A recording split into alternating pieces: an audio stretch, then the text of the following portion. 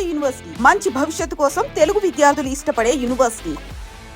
సిరిసిల్ల ఆ ఏరియాలో తిరుగుతున్నప్పుడు పోలీసులు ఎవరు ఎక్కువ మీకు బాగా గుర్తుండిపోయిన పోలీసు చెప్పండి. బాగా గుర్తున్న పోలీసు వాళ్ళు అంటే నాకేం తెలియదు. అది ఎంతకాలం ఉన్నావు మా పార్టీలో? పార్టీలు ఇక నేను పూర్తిగా పోయింది అయితే ఇప్పుడు మళ్ళా మధ్యలో అంటే ఫస్ట్ చిన్నప్పుడు కాకుండా మళ్ళా పోయింది అయితే 98లో పోతే 2003లో 5 సంవత్సరాలు 5 సంవత్సరాల పార్టీలు ఉన్నారు. ఎక్కడెక్కడ తిరిగారు? ఇక నాకు ఇచ్చింది ఇదే ఏరియా. ఇక నాది ఇబ్రహీంపట్నం నుంచి ఇక్కడ నుంచి మొదలుకుంటే ధర్మపురి ఏరియా దాకా. ఇక నాకు అప్పుడు సలీం దళం అన్నట్టు ఉండేది గుర్తు ఎదురుపడిందా? ఎక్కడిది మాకు ఇక్కడ జనశక్తి లేదు. మాకు ఈ రోడ్డు ఇవతల మాకు జనశక్తి అనేది లేదు. అటు సిరిసిల్ల ఏరియాకై ఉన్నది కానీ మాకెళ్ళి ఎప్పుడు జనశక్తి పార్టీ అనేది లేదు, అసలే లేదు. అప్పుడు మీరు పార్టీలో ఉండి 5 సంవత్సరాలు ప్రజల కోసం ఏం చేశారు? నిరంతరం ఏంటంటే మేము ఈ కూలీలు పెరగటానికి కోసం, నేను ఇక్కడ ఏరియాగా ఉన్నప్పుడైతే కూలీలు పెంచుకోవడం కోసం, జీతాలు పెరగటానికి కోసం. జీతంలో ఎప్పుడు వలస వచ్చిన వాళ్ళు కూడా చాలామంది ఉందరు. ఆ గంగోతలకి వెళ్ళి అక్కడికి వెళ్ళి ఇక్కడికి వెళ్ళి వచ్చి జీతాలు ఉందరు. ఇక్కడ వాళ్ళకు ఏదన్నా పాము గరిచినా ఏదన్నా ప్రమాదం జరిగినా రైతు కట్టియాలని రైతు మీద మాట్లాడుతుంటిమి. తర్వాత ఈ పసుపు కానీ పంట గిట్టుబాటు ధరల మీద వాళ్ళను పిలిపించి రైతులను పిలిపించి వాళ్ళను ర్యాలీకి పంపించి ధర్నాకు పంపించి మేము వెనకాల ఉండేటోళ్ళం. వాళ్ళ చైతన్యం తీసుకొచ్చారు. అదే వాళ్ళను ముందుకు పంపించి మేము వెనకాల ఉండి నడిపించేటోళ్ళము.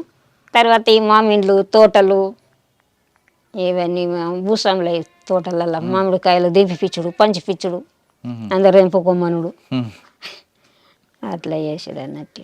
మరి అంత నిర్బంధం మధ్యన ఎలా ఉన్నారమ్మా మీరు? నిర్బంధం ఎక్కువ ఉంది కదా. నాకు ఏమి అనిపించేది. మాకు కోనపూర్ ఫైరింగ్ ఒకటి పెద్ద ఫైరింగ్ అయింది. కోనపూర్ ఫైరింగ్లో నేను ఆరోగ్యమే సరిగ్గా లేను. నాకు బయటకు వెళ్ళాలంటేనే నాకు ఒక మనిషి ఎంబడి ఉండాలి. ఫైరింగ్ జరుగుతుంటే నాకు ఆ ఫైరింగ్లో పోవాలన్నట్టు అనిపిస్తున్నది. అప్పటికే నాకు ఇంకా ఆరోగ్యం బాగలేదంటే వీళ్ళందరేమో నువ్వు మెయిన్లో ఉండు అని అన్నారు. నన్ను మెయిన్లో ఉండు అంటే నాకు ఉండబుద్ధి అయితే లేదు.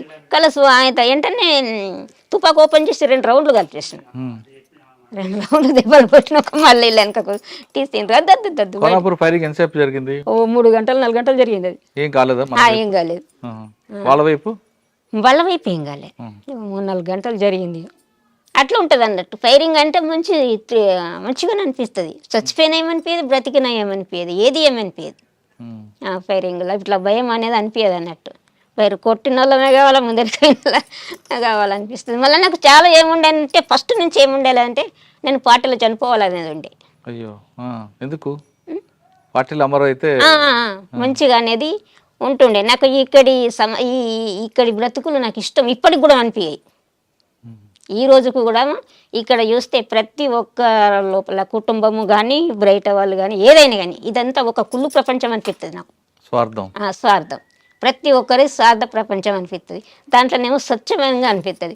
స్వచ్ఛన మంచిదే, బతికిన మంచిది. ఒక్క మనిషికి ఆరోగ్యం బాగలేకపోతే దాని చుట్టూ మనసులో మనం ఉండి దాన్ని ఆదుకోవడం, స్వచ్ఛందంగా మంచిగా ఉండడం అట్లాంటివి ఉంటాయి అన్నట్టు. ఏదైనా తప్పు జరిగినా కానీ దాన్ని ఆచరణలో వదిలిపెట్టి దాన్ని రుజువు చేసేటోళ్ళం ఇట్లా అన్నట్టు. అదొక స్వచ్ఛమైన జీవితం అనిపిస్తుంది. ఇదంతా కుళ్ళు ప్రపంచం. ఎవలను కదిలించినా స్వార్థం అనేది ఉంటుంది అన్నట్టు. నాకు ఈ రోజు వరకు కూడా అనిపిస్తుంది అన్నట్టుగా నేను అందులో ఎందుకు చావలేను నాకు అసలు అనేది అనిపిస్తుంది. నాకు అందుకోసమే నేను పేరుగా పెట్టిన తిరిగినా, నేను ఊర్లో పంపించిన పోయినా, నేను ఏ రోజైతే నేను చనిపోవాలనేది చాలా ఉండే నాకు. పార్టీలో ప్రాణం పోవాలి, పార్టీలో ఆ కోరిక ఉండి నాకు. నేను వచ్చుడు కూడా అందులో ఉండి ఒక 6 నెలలు తిరిగినాక చనిపోయినా సరే అనుకొని వచ్చాను. కానీ అది జరగలేదు నాకు. నేను మళ్ళీ చివరికి నన్ను అరెస్ట్ చేసినప్పుడు కూడా చనిపోవాలనుకున్నాను నేను. అప్పుడు కూడా జరగలేదు. ఎందుకు అంత బలమైన కోరిక? అందులో మంచి సావు అనిపిస్తుంది అన్నట్టు అది నాకు. అట్లా అన్నట్టు. అంటే ప్రాణం అంటే అందరికి తీపి కదా, మరి మీకు లేదా? మాకు అనిపించలేదు అది. అందులో చనిపోవాలనేది 4 రోజులు ఉన్నా సరే కానీ అందులో చనిపోవాలనేది. నాకు ఒక్కొక్కసారి ఆరోగ్యం బాగలేకపోతే వీళ్ళందరూ నా చుట్టూ ఉంటే నాకు అనిపిస్తుండే ఇప్పుడే చనిపోతే బాగుండు అనిపిస్తుండే. వీళ్ళ మధ్యలో అంత మంచి అనిపిస్తుండే. అట్లా మా అడవిలో స్వచ్ఛమైన గాలి, నీరు అన్నీ ఉంటాయి. మీరు అన్నట్లుగా అందరూ అన్నలు అక్కలు స్వచ్ఛమైన ప్రేమ అది, స్వచ్ఛమైన గ్రామస్తులు అంత వాళ్ళు ఎలాంటి కుళ్ళు కుట్రలు ఏది ఏమి ఏది ఉండవు. ఉండదు. కానీ అడవుల్లో తిరుగుతున్నప్పుడు ఈ పాములు ఇవన్నీ ఉంటాయి కదా, మీకు ఇప్పుడు ఇబ్బంది పడలేదు? పాము గడిచింది నాకు, పాము కాటుతోటే నేను ఇంటికి వచ్చిన ఇప్పుడు, లేకపోతే నేను నాకు వచ్చేదాన్ని. మరి ఎందుకు మా బయటకు వచ్చాం? పాము కాటుతోటి వచ్చిన నేను అంటలేను. ఇంటిగా నేను ఇక ఇక్కడ నాకు ఈ ఏరియాలో ఫుల్ నిర్బంధం పెరిగింది. నేను అంటలేను, ఏ ఊర్లోకి పోయినా కానీ ఈ ఊర్లో కూడా 2-3 సార్లు చుట్టుముట్టారు పోలీసు వాళ్ళు, ఇదే ఊర్లో కూడా. ఇట్లాంటి టైంలో నాకు అంతా ఇట్లా ఊర్లో ప్రతి వాడ ప్రతి ఇల్లు తెలుసు నాకు. ఇక అందరు నేను ఓపెన్గా తిరిగింది, ఇక వాళ్ళ రౌండ్లో తిరగదు ఏంటంటే ఇక నన్ను ఎట్లనో పంపించేస్తారు ఇల్లు. ఎందుకు పార్టీ చెప్పొచ్చారా చెప్పకుండా వచ్చారా మీరు? ఎప్పుడు లాస్ట్ లో నేను అరెస్ట్ అయినా ఎలా? పాము కాటుతోటి. నేను అంటే అరెస్ట్ కాకముందు పార్టీలో దాదాపు 5-6 సంవత్సరాలు ఉన్నారు కదా, మరి మీ వివాహం ఏమి జరగలేదు పార్టీలో? లేదు నేను దాన్ని ఎప్పుడు కోరుకోలే.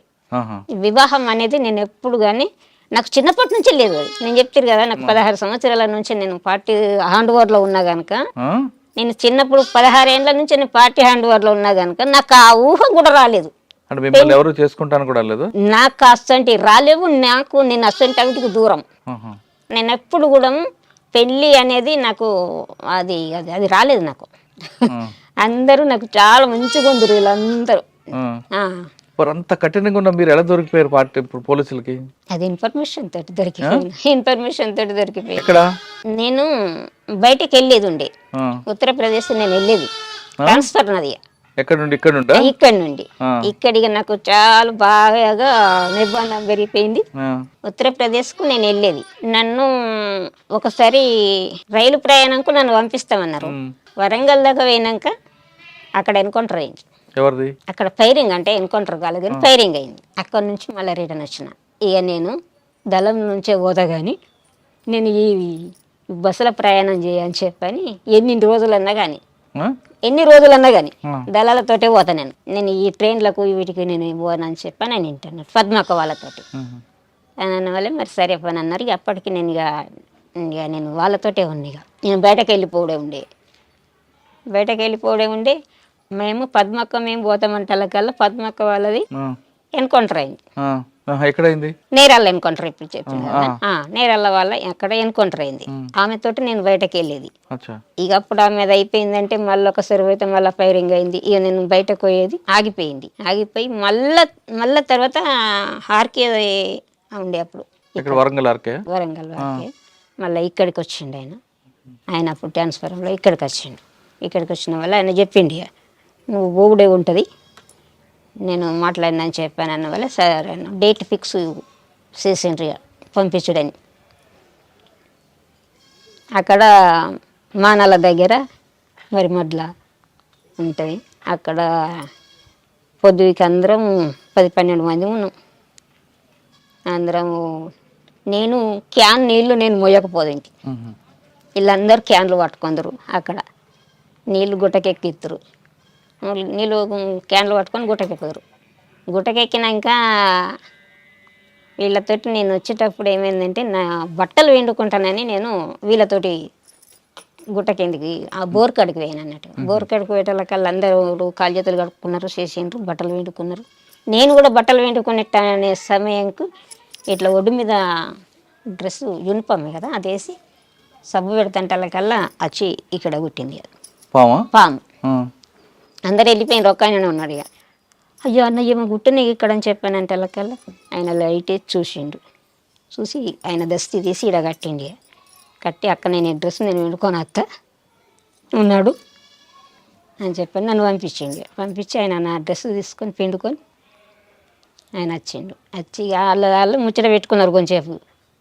ఇట్లా ఏమైంది అని అంటే ఏం లేదు జరుగుట్టింది ఇది ఏమి లేదని చెప్పన్నారు కానీ పామని చెప్పక దస్తి కట్టిండ్రు. ఆయనతో 2 సూదులు వేసిండ్రు. ఇక మంటలు చేతుబ్బుడు బాగా మంటలు అప్పుడు ఇక అందరు వచ్చి చేతులు ఊదుడు తుడుచుడు అది చేసిండ్రు.